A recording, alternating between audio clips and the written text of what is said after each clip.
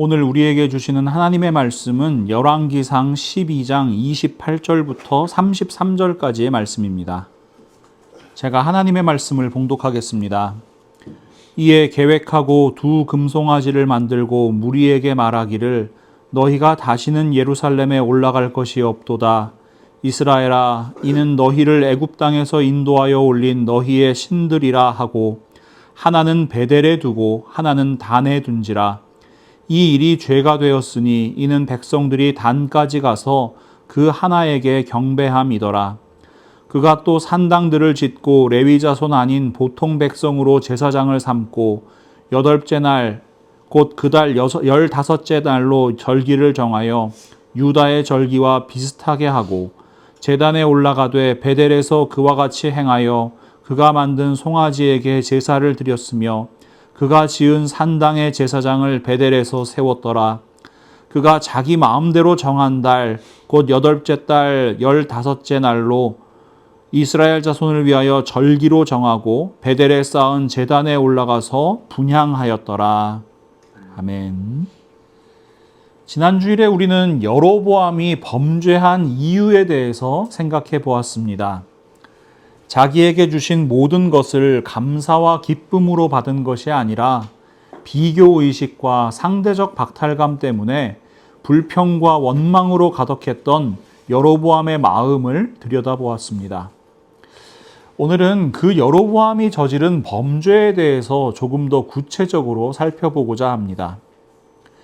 여로보암의 범죄에 대해서 정확하게 이해하기 위해서는 이것을 기억해야 합니다. 여로보암은 왕이 아니라 이단 사이비 교주입니다. 이단과 사이비는 좀 다른 의미이긴 한데요. 하지만 오늘은 거짓 선지자, 거짓 선생, 진리가 아닌 것을 진리라고 믿게 만든다는 포괄적인 의미로 사용하도록 하겠습니다. 여러분, 교주가 뭐예요? 많이 교회의 주인이에요. 여러분, 그 한국에서 무속신앙이나 민간신앙을 제외하고 가장 오랜 기간 영향을 미친 종교는 바로 불교입니다. 그래서 우리가 일상생활에서 사용하는 단어 중에요, 불교 용어가 굉장히 많아요. 여러분, 점심 익숙하시죠? 저 문을 뭐라 그래요? 현관이라 그러죠? 뭐 무진장 많다 할 때 무진장, 찰나의 순간 할 때 찰나. 여러분, 그리고 좀 이렇게 부정적인 의미입니다만 건달 아시죠? 예, 그것도 불교 용어입니다. 원래. 건달이요? 예, 이판사판 불교 용어고요. 아수라장 불교 용어고요. 야단법석 불교 용어고요. 이심전심 이런 거 다 불교에서 온 단어들이에요. 재밌는 건요, 교회에서 많이 쓰는 단어죠. 장로 역시 불교에서 온 용어입니다. 이 지혜와 덕망이 높고 수행을 오래 한 스님을 가리키는 말이 원래 장로예요. 그래서 요즘에는 이제 주지 스님을 높여서 장로라고 부르는 경우가 있는데, 기독교에서 장로라는 말을 쓰다 보니까 오히려 불교에서 그 장로라는 표현을 잘 쓰지 않는다 그러더라고요. 눈치채셨겠지만 여러분, 교주는요 원래 불교 용어입니다. 가르칠 교자에 주인 주자를 쓰는데요, 원래 불교를 창시한 석가모니를 교주라고 하는 겁니다. 지금은 그 의미가 많이 확대됐죠. 그래서 종교를 처음으로 창시한 사람 혹은 종교의 우두머리를 뜻하는 단어로 사용되고요. 이런 의미가 잘 맞아떨어지는 것이 이단 사이비 종교를 만들고 그 주인 노릇하는 사람, 그러다 보니까 이런 사람들을 교주다 이렇게 불러서 요즘엔 좀 부정적인 의미로 많이 사용되는 단어가 바로 교주입니다. 여러분, 이런 관점으로 보면 여로보암은 교주예요. 북이스라엘 금송아지교의 교주입니다. 한번 살펴볼게요. 여러분, 교주들이 사이비 종교, 뭐 이단 이렇게 창시할 때 교리를 스스로 만드는 경우가 있을까요? 일반적으로 기존에 있던 종교의 것을 가져와서 편한 대로 좀 변형해서 사용하는 경우가 굉장히 많거든요. 여로보암도 마찬가지입니다. 그렇다면 북이스라엘 금송아지 교의 교리는 무엇을 갖다가 사용했을까? 오늘 본문 28절과 29절 말씀을 제가 다시 한번 읽어드릴게요. 이에 계획하고 두 금송아지를 만들고 무리에게 말하기를 너희가 다시는 예루살렘에 올라갈 것이 없도다. 이스라엘아, 이는 너희를 애굽 땅에서 인도하여 올린 너희의 신들이라 하고 하나는 베델에 두고 하나는 단에 둔지라. 자, 우선 금송아지 교리. 일단 신이 있어야 될 거 아니에요. 이 금송아지 교리를 만들어요. 자, 여러분, 지금 이 이스라엘 백성들이 정착해서 살아가고 있는 가나안 땅, 이 가나안 땅에서 원래 섬기던 우상은 바알과 아세라가 대표적입니다. 이 바알과 아세라는요, 풍요의 신들이고 또 다산의 여신이에요. 특히 바알은 기후를 조절해서 이 농경이 잘 될 수 있도록 하는 그런 신이거든요. 그래서 이 가나안 족속들은 뭐라고 믿었냐 하면 남성 신인 바알하고 여성 신인 아세라가 이 성적인 교합을 하면은 비가 내린다. 이렇게 믿었더랬어요. 그래서 당연한 얘기지만 가나안 족속들은 이 바알과 아세라를 섬길 때 그 앞에서 이 성적인 음란한 행위를 함으로써 그 신들의 마음을 달래주고 그런 이 비가 내리기를 바라는 풍요를 바라는 그런 풍습이 있었습니다. 이 송아지, 황소 이것이 무엇을 의미하느냐? 바로 바알을 상징하는 동물이었어요. 이게 문화인류학적으로 봐도 여러분 이게 이해가 되실 거예요. 여러분 농사를 짓는데 제일 중요한 동물이 뭐예요? 소예요, 소. 그래서 조선시대에는 이 소를 잡아서 먹는 사람을 아주 엄하게 처벌하기도 했습니다. 왜? 지금은 뭐 트랙터도 있고 뭐 여러 가지 이제 농기구들이 있지만 그 당시엔 뭐예요? 소에다가 멍에를 씌우고 쟁기를 끌게 해서 밭도 갈고 또 무거운 물건을 나르기도 하고 이 소가 대단한 자산이었단 말이죠. 그러니까 농경 문화에서 이 소를 숭배하는 건 어떻게 보면은 되게 자연스러운 일이에요. 실제로 이 농경 문화가 잘 발달했던 고대 이집트에서도 아피스라고 하는 이 황소신을 숭배하는 문화가 있었습니다. 근데나 여러분, 이 소가 원래 농경 문화에서 굉장히 중요하게 다뤄지는데 거기다가 지금 이걸 뭘로 만들었어요? 금으로 만들었잖아요. 금은 뭐의 상징이에요? 예, 뭐 부귀영화, 풍요로움, 그다음에 특히 왕권의 상징이잖아요. 이 송아지, 소에다가 금을 합쳤으니까 어때요? 이건 정말 풍요로움과 뭔가 존귀함과 이런 것들을 그냥 아주 직관적으로 보여주는 우상이 되는 겁니다. 풍요로운 삶을 누릴 수 있다 약속하는 어떤 신상이 되는 거예요. 하지만 여러분, 단지 풍요로움만 가지고 북이스라엘 백성들을 다 설득하기에는 조금 무리가 있죠. 왜냐하면 이 이스라엘 백성들은 뭘 가지고 있어요? 구원에 대한 신앙을 가지고 있단 말이에요. 그래서 여로보암은 아론이 선포했던 거랑 똑같은 말로 이 금송아지들이 구원의 신이라는 것을 선포하는 거예요.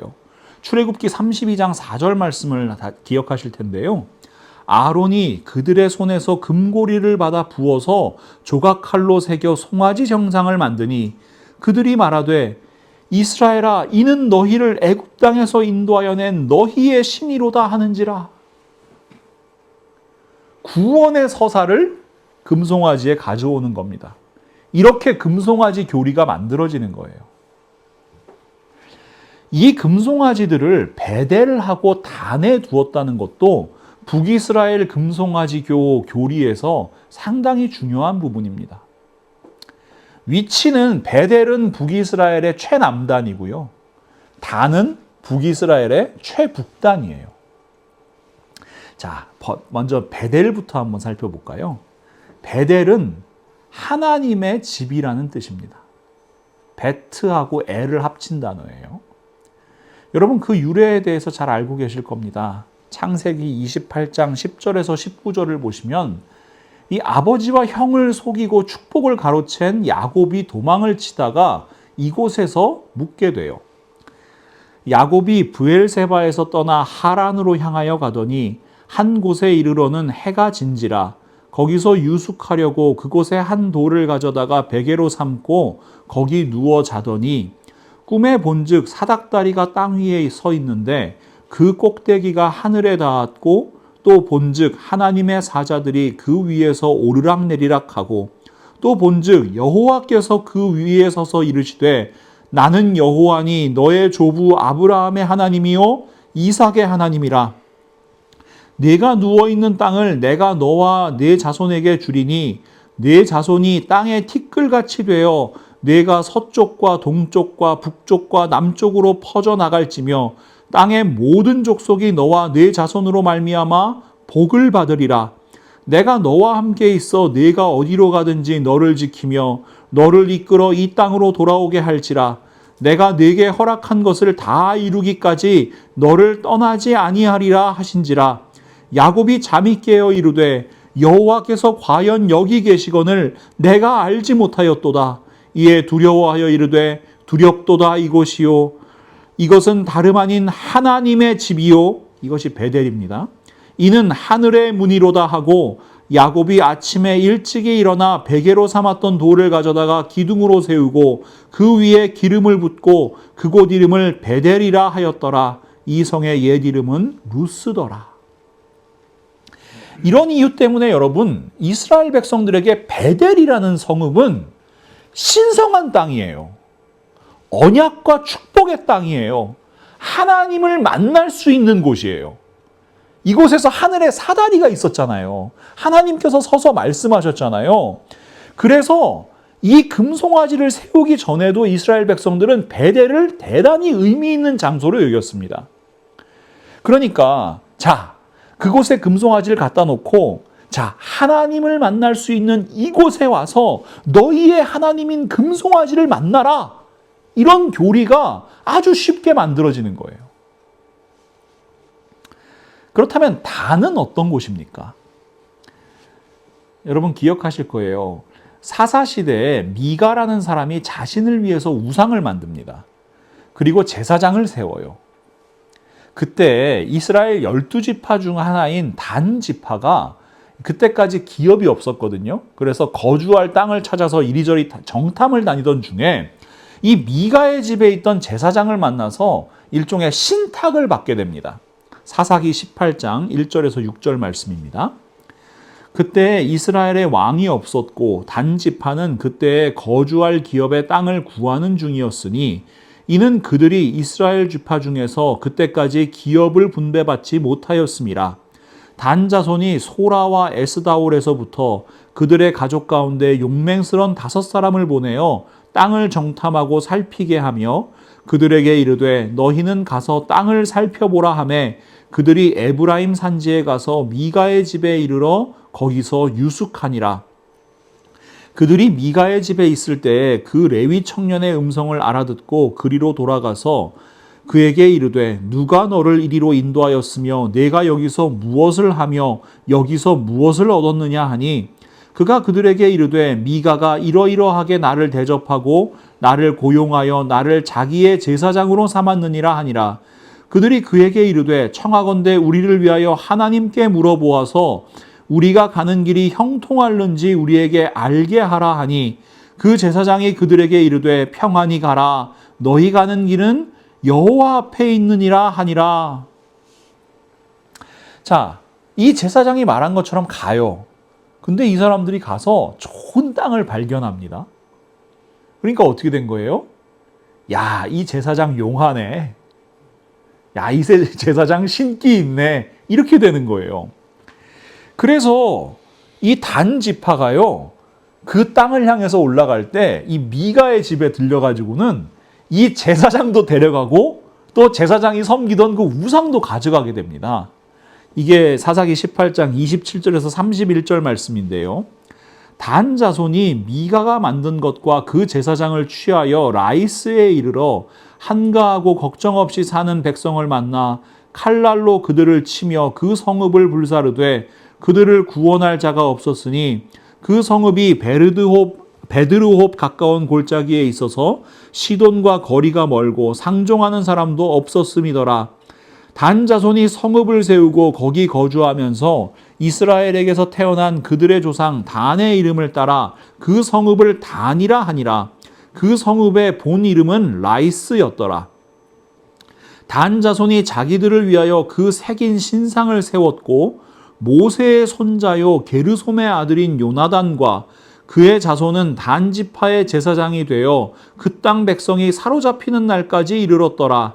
하나님의 집이 실로에 있을 동안에 미가가 만든 바 새긴 신상이 단 자손에게 있었더라. 단은 북이스라엘 왕국 최북단에 있는 군사적 요충지였습니다. 이곳은 모세의 손자인 제사장 요나단이 점지해 준 땅이에요. 계시를 받아서 정복한 땅이에요. 게다가 모세의 직계 자손이 여전히 제사장직을 수행하고 있는 곳입니다. 물론 우상의 제사장이지만요. 여러분, 이스라엘에서 가장 위대한 지도자 모세의 정통성이 세습되고 있는 곳이 어디예요? 단이에요. 자, 생각해 보세요. 지금 북이스라엘은 다윗 왕조의 정통성하고 싸워야 되잖아요. 근데 다윗 왕조는 지금 몇 대째 내려왔어요? 다윗, 솔로몬, 그다음에 르호보암 3대밖에 안 되잖아요. 근데 지금 여기는 모세의 직계 자손이 수백 년 동안 다스리고 있단 말이에요. 근데 여러분, 사실상의 신정국가인 이스라엘에서 다윗의 집안이 정통성이 있어요. 모세의 집안이 정통성이 있어요. 얼핏 생각하면 이 모세의 집안에 더 무게중심을 두게 되는 거예요. 그러니까 이런 거죠. 자, 북이스라엘 금송아지교 교리가 뭐냐?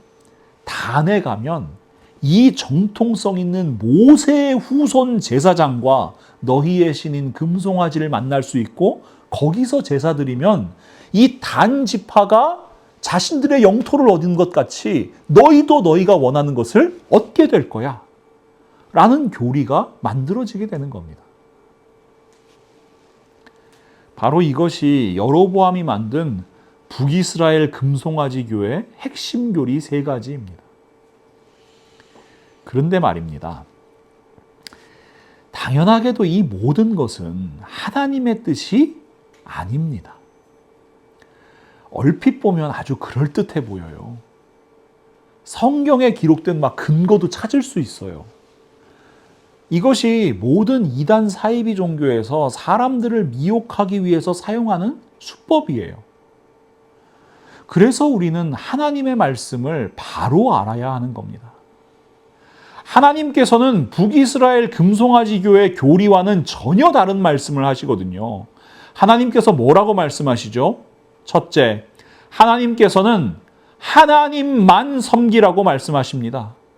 우상을 만들지 말고 섬기지 말라고 말씀하십니다. 출애굽기 20장 2절에서 6절 말씀입니다. 나는 너를 애굽 땅 종되었던 집에서 인도하여 낸 내 하나님 여호와니라. 너는 나 외에는 다른 신들을 내게 두지 말라. 너를 위하여 새긴 우상을 만들지 말고 또 위로 하늘에 있는 것이나 아래로 땅에 있는 것이나 땅 아래 물속에 있는 것에 어떤 형상도 만들지 말며 그것들에게 절하지 말며 그것들을 섬기지 말라. 나 내 하나님 여호와는 질투하는 하나님인즉 나를 미워하는 자의 죄를 갚되 아버지로부터 아들에게로 3, 4대까지 이르게 하거니와 나를 사랑하고 내 계명을 지키는 자에게는 1000대까지 은혜를 베푸느니라. 하나님의 말씀입니다. 둘째, 하나님께서는 가나안 백성들의 우상 숭배와 음란한 행위를 본받지 말라고 말씀하세요. 출애굽기 34장 11절에서 17절 말씀입니다. 너는 내가 오늘 내게 명령하는 것을 삼가 지키라. 보라, 내가 내 앞에 아모리 사람과 가나안 사람과 헷 사람과 브리스 사람과 히위 사람과 여부스 사람을 쫓아내리니 너는 스스로 삼가 네가 들어가는 땅의 주민과 언약을 세우지 말라. 그것이 너희에게 올무가 될까 하노라. 너희는 도리어 그들의 제단들을 헐고 그들의 주상을 깨뜨리고 그들의 아세라상을 찍을지어다. 너는 다른 신에게 절하지 말라. 여호와는 질투라 이름하는 질투의 하나님이니라. 너는 삼가 그 땅의 주민과 언약을 세우지 말지니 이는 그들이 모든 신을 음란하게 섬기며 그들의 신들에게 제물을 드리고 너를 청하면 내가 그 제물을 먹을까 함이며 또 내가 그들의 딸들을 내 아들들의 아내로 삼음으로 그들의 딸들이 그들의 신들을 음란하게 섬기며 내 아들에게 그들의 신들을 음란하게 섬기게 할까 함이니라. 너는 신상들을 부어 만들지 말지니라. 하나님의 말씀입니다. 셋째, 하나님께서는 이방의 방식이나 장소를 따르는 것이 아니라 하나님께서 택하신 곳에서 하나님을 예배하라고 말씀하십니다. 신명기 12장 4절에서 8절 말씀입니다. 그러나 당신들은 주 당신들의 하나님을 섬길 때 이방 민족들이 그들의 신들을 섬기는 방식으로 섬겨서는 안 됩니다. 당신들은 주 당신들의 하나님이 자기의 이름을 두려고 거처로 삼으신 당신들 모든 지파 가운데서 택하신 그곳으로 찾아가서 예배를 드려야 합니다. 당신들은 번제물과 화목제물과 11조와 높이 들어 바치는 곡식제물과 서원제물과 자원제물과 소나 양의 처음 난 것을 그곳으로 가져다가 바쳐야 합니다.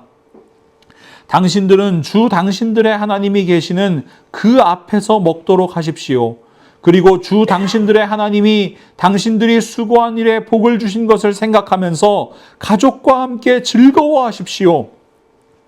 오늘 여기서는 우리가 저마다 자기의 소견대로 예배를 드리지만 거기에 가서는 그렇게 하지 못합니다. 하나님의 말씀입니다. 그렇다면 여로보암이 살던 시대에 하나님께서 택하신 곳이 어디예요? 바로 예루살렘 성전입니다. 열왕기상 9장 3절 말씀, 그에게 말씀하셨다. 네가 나에게 한 기도와 간구를 내가 들었다. 그러므로 나는 네가 내 이름을 영원토록 기리려고 지은 이 성전을 거룩하게 구별하였다. 따라서 내 눈길과 마음이 항상 이곳에 있을 것이다. 여러분, 북이스라엘 금송아지 교회 교리는 하나도 하나님의 말씀에 부합한 것이 없습니다. 하나님 말씀에서 분명히 끌어다 쓴 것 같은데 하나도 하나님 말씀이 아닙니다. 하나님께서 이렇게 말씀하시는데 왜 여로보암은 북이스라엘 금송아지교 교주가 되었나요? 하나님 말씀대로가 아니라 자기 마음대로, 자기 욕망대로 판단하고 행동했기 때문입니다. 오늘 본문 31절에서 33절 말씀을 다시 한번 읽어드리겠습니다.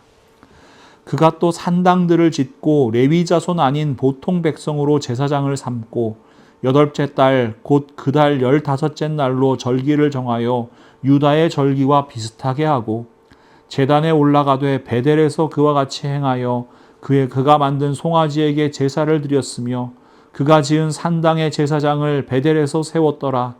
그가 자기 마음대로 정한 달 곧 8째 달 15째 날로 이스라엘 자손을 위하여 절기로 정하고 베델에 쌓은 제단에 올라가서 분향하였더라. 자기 마음대로입니다. 여로보암은 자기 마음대로 우상도 만들고 교리도 만들고 구원서사도 만들고 산당도 짓고 제사장도 세우고 절기도 정하는 거예요.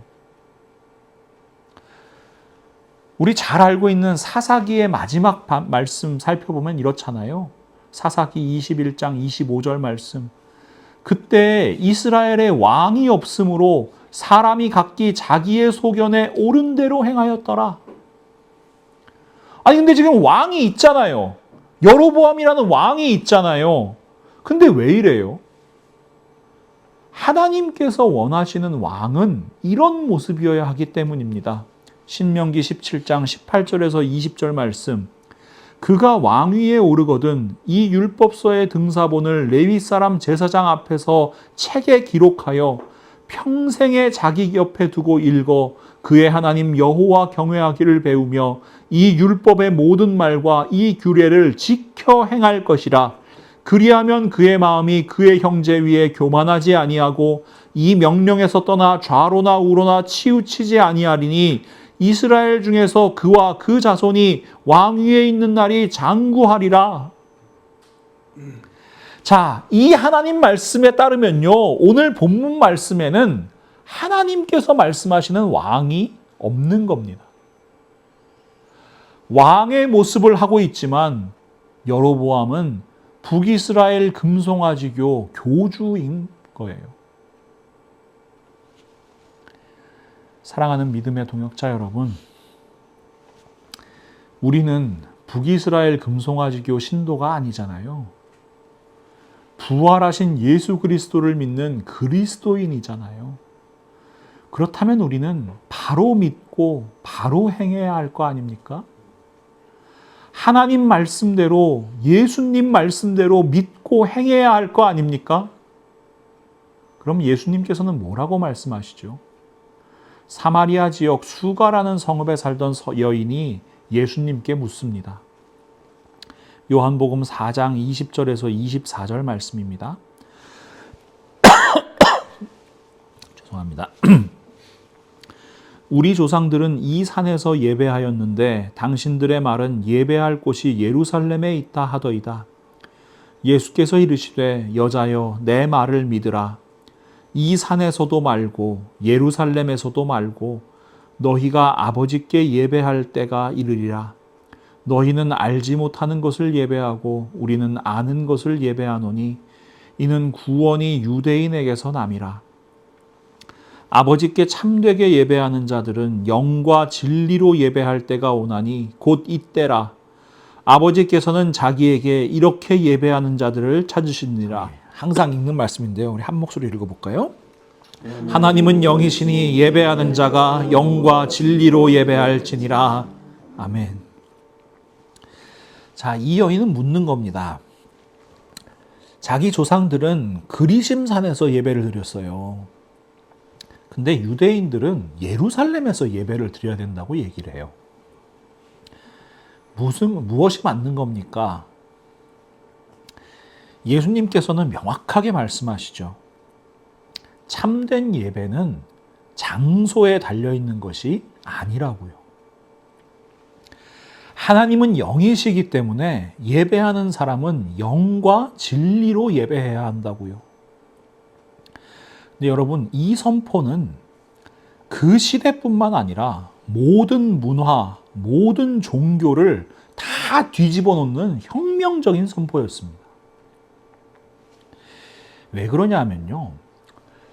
모든 종교, 모든 문화권에는 이른바 성지가 있어요. 거룩한 땅이죠. 뭔가 구별된 땅. 성스러운 장소입니다. 이 여로보암이 그랬던 것처럼 특별한 의미를 부여하는 곳이 있어요. 제가 전에 차마고도라는 다큐멘터리 한번 말씀드린 적 있죠. 이 오체투지, 그러니까 이렇게 땅바닥에 엎드려서 우리가 흔히 얘기하는 삼보일배를 하면서 거의 1300마일이라는 길을 가는 거예요. 어디를 향해서? 달라이 라마가 있는 티베트 불교의 중심인 라사를 향해서 가는 겁니다. 왜 라사를 향해서 가요? 그곳이 특별하기 때문에. 그곳이 신성한 장소이기 때문에 그곳을 향해서 고행을 하면서 나아가는 겁니다. 어떤 문화권이든 어떤 종교든 각자의 베델이 있고 각자의 단이 있는 거예요. 사마리아 여인 말 빌리자면 각자의 그리심산이 있고 각자의 예루살렘이 있는 거예요. 하지만 예수님께서는 뭐라고 말씀하시느냐? 이 모든 것이 무의미하다고 말씀하시는 겁니다. 하나님은 계시지 않은 곳이 없어요. 무소부재하신 분이에요. 모든 곳에 계시는 분이에요. 그러니 우리의 예배는 장소에 얽매이지 않는 겁니다. 우리에게는 성지가 따로 없는 겁니다. 우리와 함께 하시는 성령 하나님의 능력으로 살아계신 하나님의 말씀으로 예배하는 겁니다. 예수님의 말씀은 한 종교뿐만 아니라 인류 역사의 모든 관습을 다 깨뜨리는 선포인 겁니다. 그런데 제가 늘 말씀드리는 것처럼 사람들은 예수님의 말씀에 관심이 없습니다. 예수님께서 다 깨뜨리셨잖아요. 근데 그걸 다시 잘 모아서 접착제로 본드로 막 붙이고 앉아 있는 거예요. 무슨 말이냐? 마가복음 15장 38절은 예수 그리스도께서 십자가에서 돌아가실 때의 모습을 이렇게 묘사합니다. 이에 성소 휘장이 위로부터 아래까지 찢어져 둘이 되니라.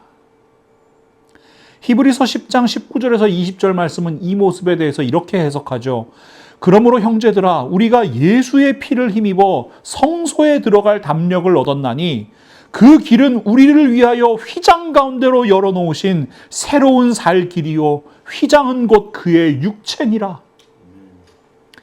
예수 그리스도께서 자기의 몸을 찢으셔서 우리가 이 성소와 지성소를 구분하던 휘장을 열어제치고 그 안으로 들어갈 수 있게 됐다는 거예요.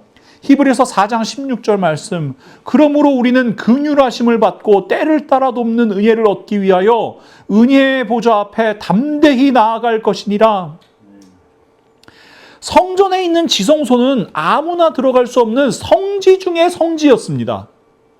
그러나 예수 그리스도의 십자가로 말미암아 우리는 하나님께서 임재하시고 하나님께서 말씀하시고 하나님을 만나는 그 시은좌 지성소 앞으로 나아갈 수 있는 담력을 얻게 되었어요. 이것이 십자가의 은혜입니다. 예수 그리스도께서 지성소를 가리던 이 휘장을 찢어 놓으셨기 때문입니다. 근데 우리는요, 그 휘장을 열심히 기워놔요. 자기 마음대로 성지 만들어요. 그리고 그 성지를 우상으로 만들어요. 대표적인 우상이 바로 예배당입니다. 교회 건물을 성전이라고 부르잖아요. 저는 어렸을 때 그 교회 안에 있는 강대상에 신발 신고 올라가면 지옥 가는 줄 알았습니다. 그곳은 성스러운 곳이라면서 함부로 하지 못하게 하는 분들이 많았기 때문입니다. 성지를 만드는 거예요. 여러분, 그러면 안 됩니다. 예수님께서 성전을 허무셨다니까요. 예수 그리스도를 믿는다고 하는데요, 각자 단이 있고 각자 베델이 있어요. 그곳에 의미를 부여하고 그곳에 자기만의 금송아지를 세워요. 그래서 수많은 성도님들이, 죄송한 얘기지만 사실 예수 그리스도를 믿는 그리스도인이 아니라 북이스라엘 금송아지교 신도일지도 몰라요. 영과 진리로 예배해야 하는데 물질과 욕망으로 예배하기 때문에 그래요. 건축 헌금해서 큰 예배당 건물 짓고 나서 하나님의 영광이 드러났다고 이야기해요. 여러분, 이게 얼마나 큰 잘못인가 한번 생각해 보세요. 현재 세계에서 가장 높은 빌딩이 뭡니까? 예, 두바이에 세워진 부르즈 칼리파입니다. 2010년도에 완공됐는데 아직까지 이거보다 높은 빌딩이 없어요. 여러분, 두바이는 이슬람 문화권이잖아요. 그러면 그 건물은 알라신의 영광을 드러내는 겁니까? 그럼 우리가 믿는 하나님의 영광이 더 낮고 초라한 겁니까? 이거 다 말도 안 되는 이야기입니다. 분명히 예수님께서 새롭게 하셨는데 인간의 인식은 바벨탑을 쌓던 그때로부터 하나도 달라지지 않은 겁니다. 예수 그리스도의 십자가를 헛된 거 만들고 있는 거예요. 이처럼 지금도 수많은 성도들이 예수 그리스도의 말씀에 관심 없이 자기 마음대로 믿습니다. 자기 마음대로 성지 만들고, 자기 마음대로 우상 만들고, 자기 마음대로 교리 만들고, 자기 마음대로 절기 만들고, 자기 마음대로 구원의 서사도 만들고, 자기 마음대로 종교의 의식도 행해요. 자기 마음대로 교회를 우상의 산당으로 만들고 자기 마음대로 목사를 교주로 만들어요. 하나님의 말씀에서 하나님의 마음을 찾는 것이 아니라 나의 욕망의 소리를 반영해서 그 말씀을 왜곡합니다. 예수 그리스도의 말씀대로 살기 위해 애쓰는 것이 아니라 세상의 부귀영화를 얻기 위해서 애를 씁니다. 그러니 사실 우리가 교회라고 알고 있는 그곳은 교회가 아닐 가능성이 대단히 높은 겁니다.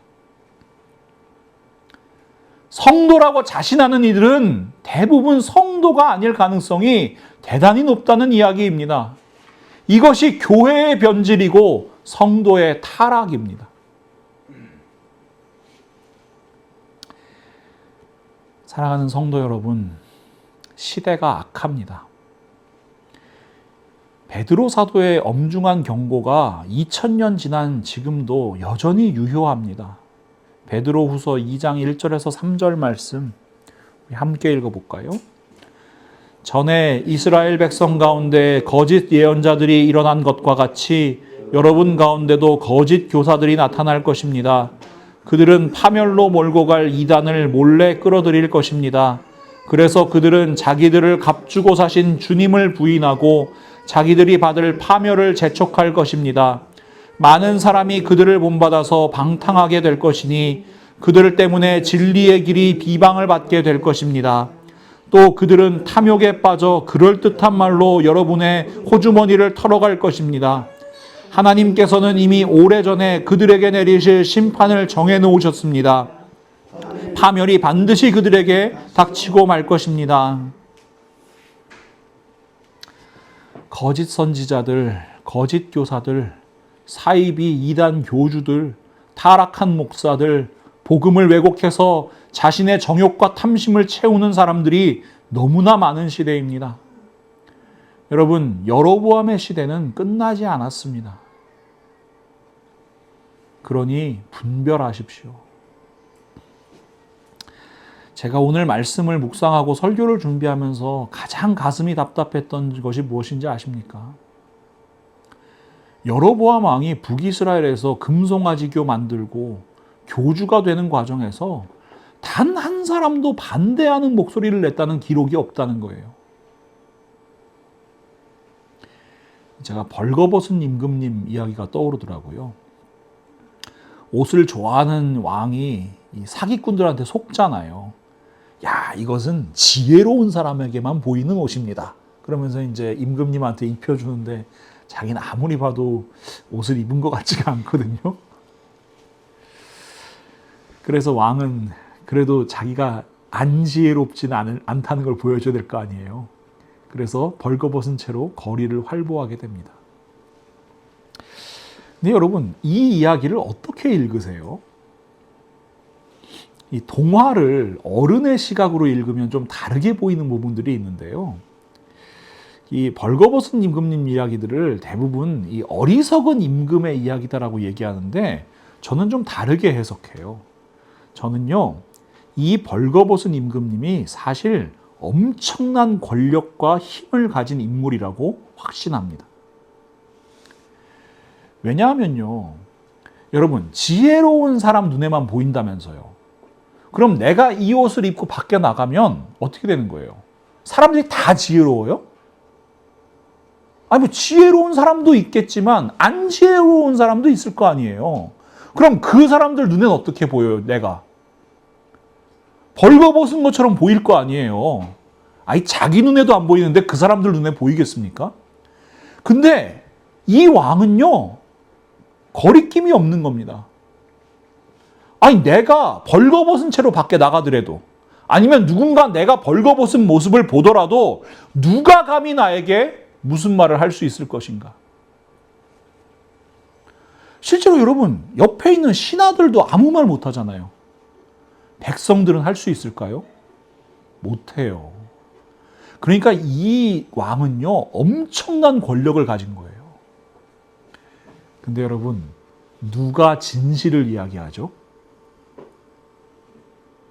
한 어린아이입니다. 임금님이 벌거벗으셨네? 어린아이가 이야기해요.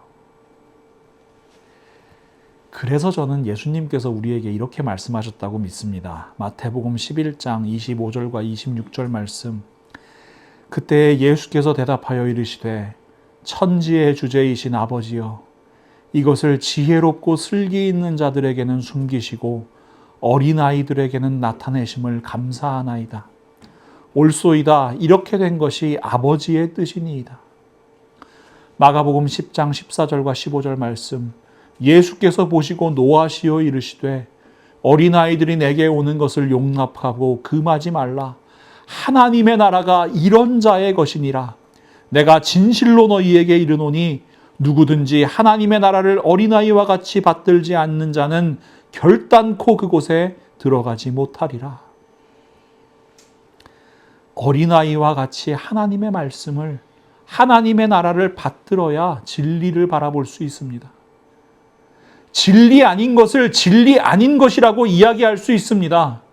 이것저것 따지고 계산하고 손해보지 않을까 염려하면요, 진리를 이야기할 수 없어요. 진리대로 살아갈 수 없어요. 그러니 여러분, 어린아이와 같이 사십시오. 어린아이와 같이 이야기하십시오. 어린아이와 같이 용기를 내십시오. 또 한 가지, 제가 여러분께 끊임없이 말씀하는 게 있죠. 목사인 저를 교주 만들지 말라고 부탁드리잖아요. 근데 오늘은 여러분께 조금 다르게 권면하겠습니다. 여러분, 스스로 교주가 되지 마십시오. 여로보암 되지 마십시오. 살아계신 하나님의 말씀 바로 듣고 바로 알고 바로 믿고 바로 행하시기를 바랍니다. 그래야 자기가 마음대로 교주되지 않습니다. 우리는 교주를 찾는 사람 혹은 교주가 되는 사람이 아니라 우리의 생명의 주인이신 하나님을 믿고 따르는 거룩한 성도가 되어야 하기 때문입니다. 더 이상 정욕과 탐욕에 금송아지, 생명 없는 건물, 내가 만들어 놓은 우상 섬기지 마시고요. 부활하셔서 지금도 살아계시는, 그리고 우리와 함께 하시는 예수 그리스도를 영과 진리로 예배하는 우리 모두가 되면은 참 좋겠습니다. 그래서 우리 모두가 하나님 말씀대로, 하나님 마음대로 살아가는 참된 그리스도인 될 수 있기를 우리 주 예수 그리스도의 이름으로 간절히 축원합니다. 사랑과 은혜가 충만하신 우리 하나님, 오늘도 하나님의 말씀으로 저희에게 말씀하여 주심을 진심으로 감사합니다. 하나님, 저희들 살아계신 하나님을 예배한다고 하면서, 영과 진리로 예배한다고 하면서 여전히 물질과 욕망으로 예배하고 있는 것은 아닌지 저희의 모습을 다시 한번 돌아봅니다. 예수 그리스도의 십자가 앞에 그 모든 것 내려놓고 저희들 하나님께서 원하시는 예배자로 살아가게 하여 주옵소서. 하나님께서 원하시는 참된 그리스도인으로 이 땅을 살아가게 하여 주시옵소서. 그러기에 세상이 너무나 악합니다. 그래서 분별할 수 있는 지혜가 필요합니다. 진리 아닌 것을 진리 아니라고 이야기하고 진리인 것을 진리라고 이야기할 용기가 필요합니다. 하나님, 저희들 한 사람 한 사람 하나님의 강한 오른손으로 붙들어 주사 어린아이와 같은 마음으로, 순수하고 정결한 마음으로 이 땅을 향하여 참된 하나님의 말씀, 진리의 말씀, 생명의 말씀, 그 복음을 선포할 수 있는 저희 모두가 될 수 있도록 하나님께서 저희들을 붙잡아 주시옵소서. 그렇게 하루하루 살아가는 모든 삶이 부활의 주님 증거하는 증인의 삶 될 수 있도록 하나님 저희와 함께하여 주시고 하나님의 도구로 사용하여 주시옵소서. 예수 그리스도의 이름으로 간절히 기도합니다. 아멘.